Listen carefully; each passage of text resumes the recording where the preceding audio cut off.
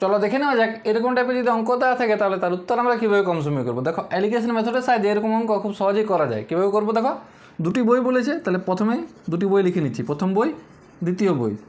প্রথম বই কী বলেছে দেখো 20% ক্ষতিতে, মানে -20%, যেহেতু ক্ষতি বলেছে এই জন্য মাইনাস চিহ্ন নিলাম। দ্বিতীয়টি 60% লাভে, তাহলে 60 + 60% নিলাম। মোটের পর কোনো লাভ বা ক্ষতি হচ্ছে না, তাহলে 0% মাঝে লিখে দিলাম। এরপর অ্যালিগেশন মেথডে আমরা কী করি, আড়াআড়িভাবে বড় থেকে ছোটো বিয়োগ করি। এখানেও আড়াআড়িভাবে বড় থেকে ছোটো বিয়োগ করবো। তাহলে 60 থেকে 0 বিয়োগ দিলে হয়ে যায় 60, আবার 0 থেকে -20 বিয়োগ দিলে হয়ে যায় 20। তাহলে এইভাবে আমরা অনুপাত পেলাম। দেখো অনুপাত থেকে ছোটো করে নিচ্ছি, 20 কে 20, 3 × 20 = 60।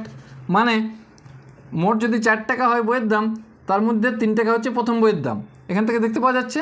তাহলে মোট বইয়ের দাম যদি 600 টাকা হয় দুটি বইয়ের দাম, তাহলে প্রথম বইয়ের দাম কীভাবে পাবো, গুণিতে 600 করতে হবে। তাহলে দেখো 4, 150, 600, তাহলে 3, 150, 450 টাকা, প্রথম বইয়ের দাম 450 টাকা, এটা উত্তর হয়ে যাবে।